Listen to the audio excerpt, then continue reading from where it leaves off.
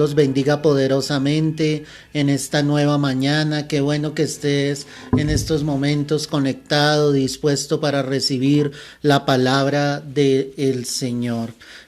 Hoy hemos denominado este mensaje una palabra de amor, y la pregunta que nos vamos a formular es: ¿qué estamos haciendo con nuestras vidas? El Señor siempre, todos los días, está hablando a nuestras vidas. Él está hablando fielmente a nuestros corazones, pero la pregunta realmente es: ¿qué estamos haciendo nosotros con nuestras vidas? ¿Si estamos encaminados fielmente al Señor? ¿Estamos encaminados fielmente a lo que el Señor quiere obrar y hacer en nuestras vidas? Esa es la pregunta que Dios nos quiere hacer. Por eso quiero que vayas allí al libro de Job. Vamos a observar el capítulo 2, Job capítulo 2. Vamos a estar mirando el verso 3, Job 2, verso 3. Y allí en la escritura vamos a determinar claramente lo que el Señor está ministrando en esta mañana. Dice la palabra del Señor: y Jehová dijo a Satanás: ¿no has considerado a mi siervo Job, que no hay otro como él en la tierra? Varón perfecto y recto, temeroso de Dios y apartado del mal, y que todavía retiene su integridad aun cuando tú me incitaste contra él para que le arruinara sin causa. Respondiendo Satanás dijo a Jehová: piel por piel, todo lo que el hombre tiene dará por su vida. Pero extiende ahora tu mano y toca su hueso y su carne, y verás si no blasfema contra ti en tu misma presencia. Amén y amén. Qué impresionante este pasaje, iglesia, porque el Señor está mostrando cómo su siervo Job definitivamente era un varón, y hay tres características acá. Quiero que vayas allí nuevamente al verso 3. El Señor dijo: él es un varón perfecto. Me impresiona esto en la escritura, porque definitivamente para que Dios mismo dijese esto de Job era porque él realmente era un hombre que había encaminado su vida hacia el Señor, había encaminado su vida hacia Dios, tenía presente a Dios en todos sus pensamientos, en todos los momentos de su vida. Además de eso, el Señor dice: él es recto. Y al decir que él es recto, es que obviamente su vida iba direccionada hacia el Señor, su vida iba encaminada hacia el propósito, hacia el plan de Dios. Job era un hombre bendecido en esta tierra, tenía riquezas, tenía una familia grande, su esposa, obviamente era reconocido en toda aquella tierra donde él se encontraba, pero más que todo eso, Job sabía perfectamente que lo que era la riqueza verdadera de su vida era caminar con Dios, caminar en rectitud con el Señor. Y aparte de eso, el Señor dice: temeroso de Dios, y ese temor lo llevaba a estar apartado del mal. O sea, la dirección que tenía Job sobre su vida era un enfoque claro. Ahí es donde viene Satanás y él le dice: piel por piel, toca su vida, toca su cuerpo y verás si él no blasfema contra ti. Esto es impresionante, iglesia, porque es darnos cuenta cómo Job en medio de la adversidad se mantuvo firme, cómo Job en medio del conflicto que él tuvo al perderlo absolutamente todo, él jamás blasfemó contra el Señor. En medio de todo él mantuvo su integridad, en medio de todo él mantuvo su rectitud. O sea, él sabía la dirección que llevaba sobre su vida. Por eso el mensaje de esta mañana es ese. O sea, la pregunta para nosotros es: ¿qué estamos haciendo con nuestras vidas? ¿De qué manera nosotros estamos llevando realmente nuestra vida en el Señor? ¿Podría Dios decir estas palabras de nosotros? ¿Podría el Señor decir: tú eres un varón, una mujer perfecto, recto, eres temerosa de Dios y apartada del mal? ¿Realmente el Señor podría decirnos todo esto? Solamente cada uno de nosotros tiene la respuesta. Cuando hay vidas que están desenfocadas, escúchame bien los 5 aspectos que te voy a hablar hoy. Cuando hay vidas que dicen estar en el Señor, pero que definitivamente se desvían en un momento determinado, estos 5 aspectos que te voy a mencionar es lo que el enemigo intenta filtrar, obviamente, en el corazón del hombre. El primer término está allí en Eclesiastés, verso 4 del capítulo 4, Eclesiastés 4, verso 4, ve allí conmigo.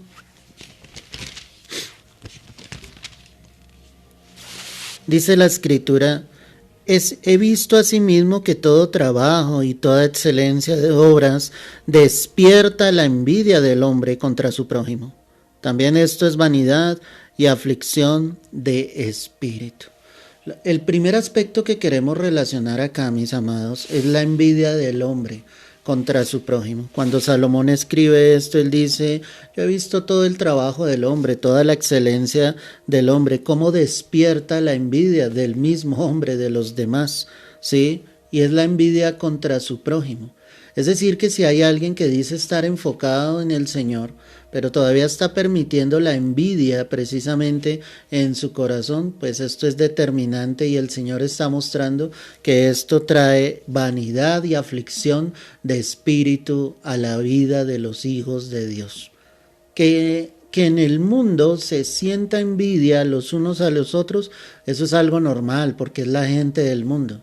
Pero el problema radica cuando esto sucede en los hijos de Dios. Cuando tú siendo un hijo de Dios aún sientes envidia por las personas que están en tu entorno. Cuando alguien prospera, cuando alguien es bendecido, cuando alguien llega a lograr algo sobre esta tierra. Todo lo contrario, el hijo de Dios debe gozarse, debe alegrarse precisamente por la bendición que Dios trae sobre los demás, sabiendo que Dios es misericordioso.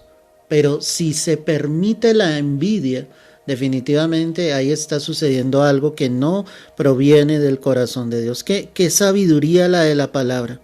He visto asimismo que todo trabajo y toda excelencia de obras despierta la envidia del hombre. O sea, la Escritura está mostrando que muchos efectivamente trabajan, realizan una labor, se esfuerzan en esa tierra y como consecuencia, pues traerá bendición sobre su vida. La Escritura dice que el que no trabaje, pues que no coma. El fruto del trabajo son los resultados que nosotros obtenemos al tener un alimento sobre nuestras mesas, al poder adquirir algo en esta tierra. O sea, ese es el fruto del trabajo. Pero cuando las demás personas ven que tú estás progresando, que tú estás siendo bendecido, pues obviamente eso produce la envidia de los demás. El problema, como te lo estoy diciendo, viene cuando eso sucede, es en nosotros. Cuando tú no puedes resistir que otro esté prosperando, cuando tú no puedes resistir que otro esté, obviamente, yendo más allá de lo que tú has podido ir. No, mi amado, tú tienes que alegrarte y gozarte. Tú eres un hijo, una hija de Dios. Y por lo tanto tú debes saber, iglesia, que Dios también va a bendecir tu vida en un momento determinado. En Santiago capítulo 4, el verso 2, mira lo que dice la Escritura. Ve allí al Nuevo Testamento. Santiago 4, verso 2. Dice la preciosa palabra del Señor así, mi amado. Santiago 4, verso 2. Codiciáis y no tenéis. Matáis y ardéis de envidia y no podéis alcanzar. Combatís y lucháis, pero no tenéis lo que deseáis porque no pedís. Cuando Santiago escribe esto, es impresionante y yo quiero que tú entiendas el contexto en el que se escribe. Él escribe a creyentes. Él le escribe allá a gente que ha recibido a Jesús en su corazón. Y él le pregunta a la iglesia, le dice, ¿de dónde vienen las guerras y los pleitos entre vosotros? ¿No es de vuestras pasiones las cuales combaten en vuestros miembros? Es decir, que el hecho de que alguien haya llegado a Cristo no quiere decir que se haya despojado totalmente de su carnalidad. Y lo que él está mostrando acá es de dónde vienen esas guerras, de dónde vienen esos pleitos entre ustedes. No es de esas pasiones que combaten entre ustedes. Y él va a mencionar la envidia. Es decir, que la envidia precisamente es un sentimiento en la carne. Es algo que combate dentro del mismo ser humano. Y es donde él les exhorta y les dice, ustedes codician y no tienen. Además de eso, matáis y ardéis de envidia. O sea, pueden sencillamente llevar al punto de codiciar, de querer tener las cosas. Y pueden hasta llegarlas a obtener, pero aún así siguen sintiendo envidia de las demás personas. Yo te pregunto en esta hora si tú eres realmente agradecido con lo que el Señor te ha dado. Y te lo digo en el Señor, deja de mirar a tu hermano, deja de mirar a ese familiar, a ese vecino. O sea, tú tienes que mirar en lo que el Señor te ha entregado, lo que Dios te ha dado. Y tienes que poder ser agradecido con Dios. De lo contrario, seguirás ardiendo de envidia al mirar lo que los demás tienen. Porque tú no estás mirando lo que sencillamente ya tienes en el Señor. Dicen, matáis y ardéis de envidia y no podéis alcanzar. Combatís y lucháis, pero no tenéis lo que deseáis porque no pedís. Y ahí viene la clave.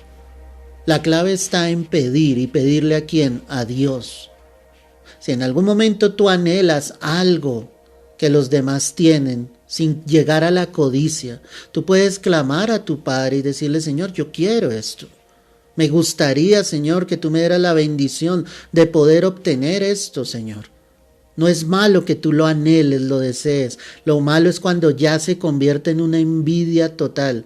Y esa envidia refleja claramente lo que la palabra está diciendo acá, ese término ardéis de envidia. Es como el fuego en tu corazón. Ya es una ira reprimida por no poder tener lo que los demás tienen.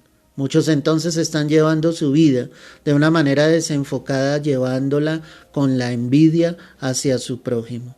En Eclesiastés 5 va nuestra segunda condición en la que muchos pueden estar. Eclesiastés 5, verso 4. Mira lo que dice la palabra. Cuando a Dios haces promesa, no tardes en cumplirla, porque Él no se complace en los insensatos. Cumple lo que prometes. Mejor es que no prometas, sino que prometas y no cumplas. Amén y amén. Qué impresionante eso. Lo segundo que muchos están haciendo desenfocadamente, como hijos de Dios, escucha bien esto, es prometer a Dios cantidad de cosas que no están cumpliendo. Muchos se la pasan prometiéndole a Dios, haciéndole promesas, muchos hacen equivocadamente pactos, ¿sí me entiendes? Y cuando llega el momento aparentemente de cumplir, no cumplen con las promesas que han dicho al Señor. Por eso es que el rey Salomón acá vuelve y repite y dice, si tú le haces alguna promesa a Dios, pues no tardes en cumplirla. Son promesas de vida, son promesas de santificación, son promesas de permanecer en el camino, son promesas a nivel del servicio ministerial. Muchos le dicen, Señor, yo te quiero servir, si tú me bendices te voy a servir. Y tal vez Dios en su misericordia te bendice y tú te olvidas de la promesa que algún día le hiciste al Señor. Es decir, que cuando reciben la respuesta, la bendición del Señor, muchos se olvidan de lo que algún día prometieron. ¿Será que tú estás en la condición en que le has prometido tantas cosas a Dios, pero definitivamente no estás cumpliendo lo que prometes? La Escritura misma nos está diciendo que Él no se complace en los insensatos. Es decir, que alguien que promete y no cumple es una persona insensata, y ese es el antónimo de una persona sensata. Una persona sensata es una persona cuerda, es una persona que está equilibrada, es una persona que está sentada en una posición y permanecerá en esa posición. Pero el insensato obviamente lo podemos comparar al hombre de doble ánimo, es inconstante en todos sus caminos, se deja llevar fácilmente por las circunstancias de esta vida, olvida fácilmente las palabras que ha pronunciado al Señor. Él por eso dice, cumple lo que prometes. Cumple, iglesia, cúmplele a Dios lo que tú le has prometido. Si tú has hecho una promesa a Dios, como lo dice aquí la Escritura, no lo digo yo, no tardes en cumplir esa promesa, porque mejor es que no prometas y no prometas y que prometas y no cumplas. Si no vas a cumplir lo que le prometes a Dios, mejor guarda silencio. No le prometas santidad a Dios cuando sencillamente vas a incumplir esa promesa a Dios. O sea, que lo que tú prometes sepas realmente que se lo vas a cumplir a Dios. La Escritura dice en el verso 6, estoy en Eclesiastés 5:6, no dejes que tu boca te haga pecar, ni digas delante del ángel que fue por ignorancia, porque harás que Dios se enoje a causa de tu voz y que destruya la obra de tus manos. Qué impresionante esto. Dice, no dejes que tu boca te haga pecar. O sea, hay muchos que Llevan su vida hablando y hablan y hablan y dicen cosas y prometen cosas, pero finalmente lo único que están haciendo con su boca es pecar delante de Dios, porque jamás han cumplido ninguna de las promesas del Señor. Dice, no dejes que tu boca te haga pecar, ni digas delante del ángel que fue por ignorancia. O sea, no hay ignorancia, Dios nos está dando esta luz en esta hora. No puedes volverlo a hacer. ¿Será que tú llevas tu vida de una manera deliberante donde vas prometiendo cantidad de cosas, pero ninguna de ellas la has cumplido? ¿Cuál es el problema más grave? Lo que dice acá la palabra. ¿Por qué harás que Dios se enoje a causa de tu voz y que destruya la obra de tus manos? Oh, impresionante esto, mis amados. Dice, Dios se enojará si no cumples lo que has prometido porque pecaste con tu boca. Y además de eso, Dios podría destruir la obra de tus manos. Después muchos están preguntando por qué ha sucedido esta circunstancia, por qué perdiste tu trabajo, por qué tus finanzas están mal, por qué han venido circunstancias adversas sobre tu hogar y tu familia. ¿Recuerdas lo que algún día le prometiste a Dios? Dios desea bendecir a sus hijos, pero es que la palabra también es clara, iglesia. Dice, haremos que Dios se enoje contra nosotros y Él podría destruir la obra de nuestras manos. ¿Y cuál es la obra de nuestras manos? Nuestro trabajo, el fruto de nuestro trabajo. Respuesta, ¿no será que no ves el fruto de tu trabajo porque algún día le prometiste al Señor algo que nunca le cumpliste? Qué impresionante. La tercera característica está aquí en Eclesiastés 7, verso 10. Hoy estamos hablando y nos estamos formulando qué estamos haciendo con nuestra vida. Recuerda que nuestro texto base fue allí en Job, donde Dios decía que él era un varón perfecto, recto, temeroso y apartado del mal. Características indispensables en la vida de un siervo de Dios, de un varón, una mujer del Señor. Pero que pese a la circunstancia que vivió Job, él siguió enfocado en su vida hacia el Señor. Entonces quiero recordarte, la primera característica es la envidia del hombre contra su prójimo. La segunda, que fue la que acabamos de analizar, son las promesas que hacemos a Dios y que tristemente muchas veces no se cumplen.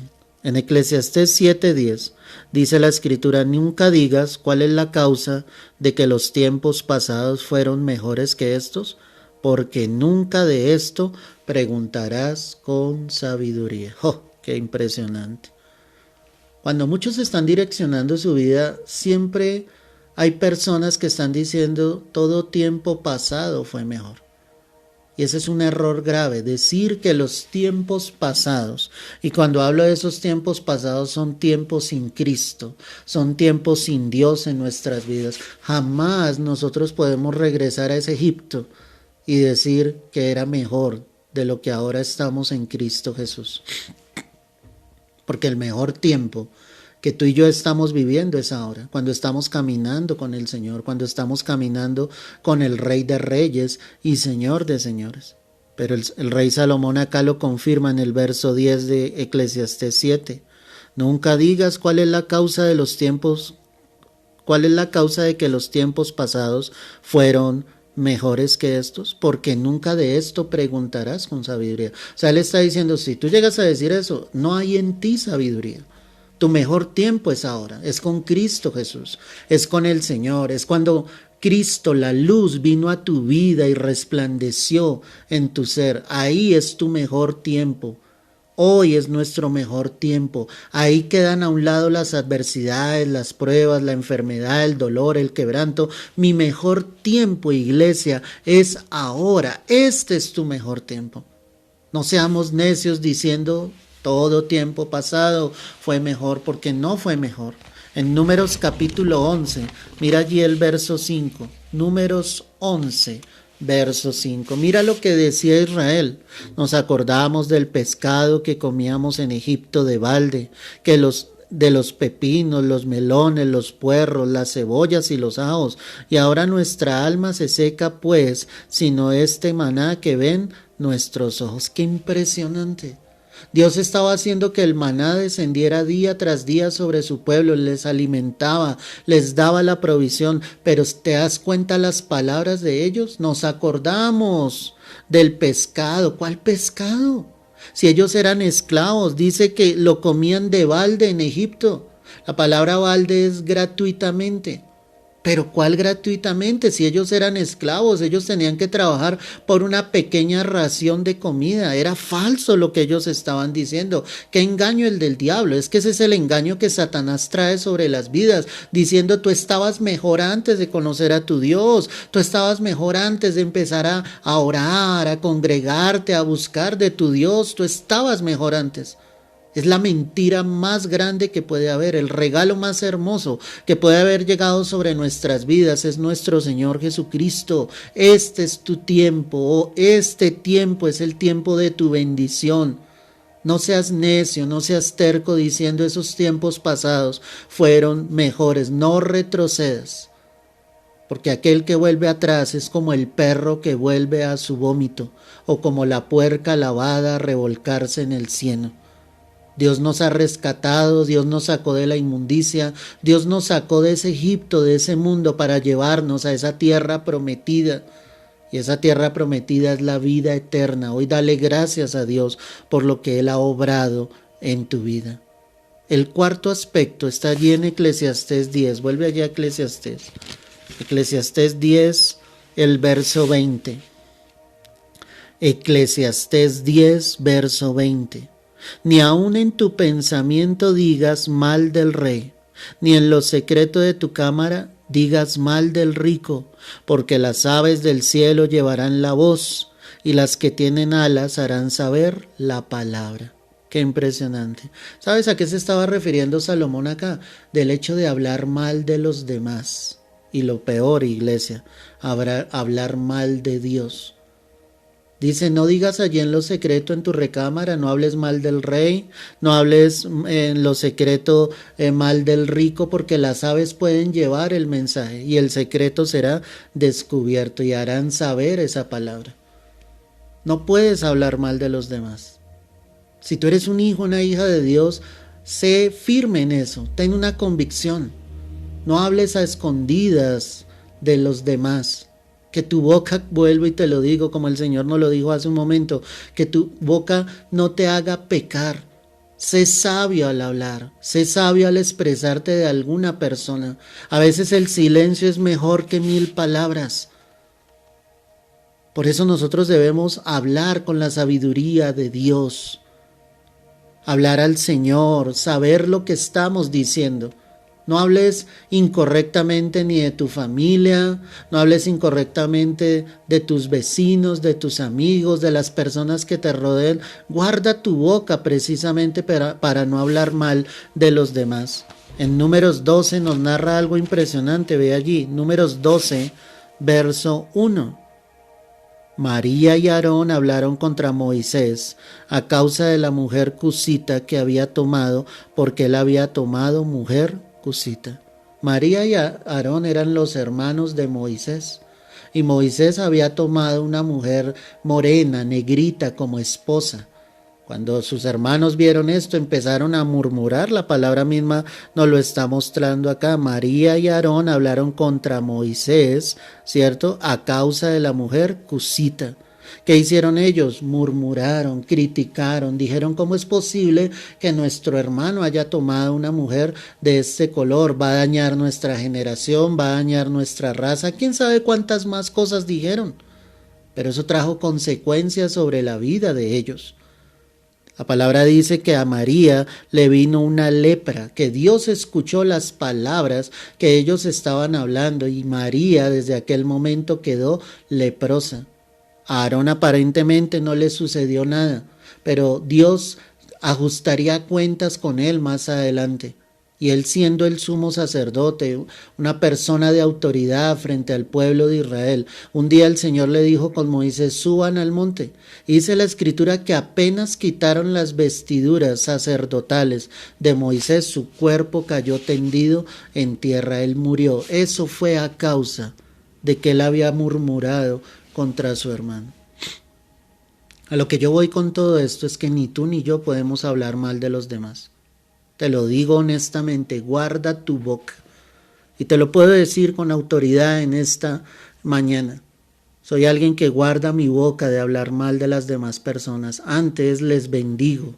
Antes sencillamente si alguna ha causado una ofensa contra mi vida, oro a Dios para que el Señor se mueva en misericordia, para que bendiga sus vidas, pero nunca hablando mal de los demás. Es algo que el Señor exige en la palabra. Muchas de las cosas que suceden que tú no entiendes son consecuencias de que has hablado mal de alguien. Date cuenta lo que sucedió acá. ¿No es que Moisés era el siervo del Señor? ¿No es que Moisés era un hombre que Dios había escogido? No hablemos en contra de alguien. Guardemos nuestra lengua, seamos sabios para hablar. No andemos chismeando ni murmurando con otras personas, porque como lo leímos en el primer texto, las aves del cielo llevarán esa palabra y esa palabra se hará saber. Es decir, otros la conocerán, no quedará en lo oculto. Y termino con esto en esta mañana, mis amados. Eclesiastés 2. Ve allí conmigo. Eclesiastés 2. Verso 4.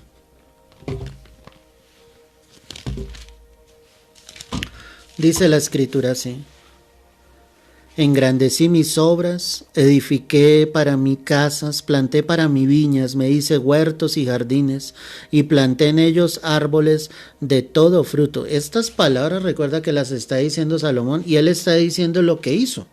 Escucha, ¿qué había hecho él?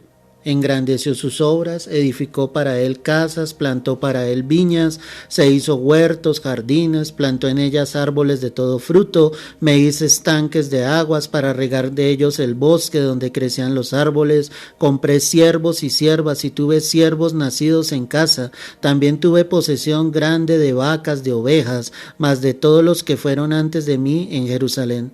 Me amontoné también plata y oro y tesoros preciados de reyes y de provincias. Me hice de cantores y cantoras y de los deleites de los hijos de los hombres y de toda clase de instrumentos de música. Y fui engrandecido y aumentado más que todos los que fueron antes de mí en Jerusalén. A más de esto conservé conmigo mi sabiduría. Qué impresionante todo lo que él está diciendo. O sea, Salomón hizo todo lo que la mente se le hubiese podido imaginar, compraba todo lo que quería, era un hombre demasiadamente rico, compraba siervos, cantores, músicos, edificó casas, viñas, o sea, todo lo que se le hubiese ocurrido.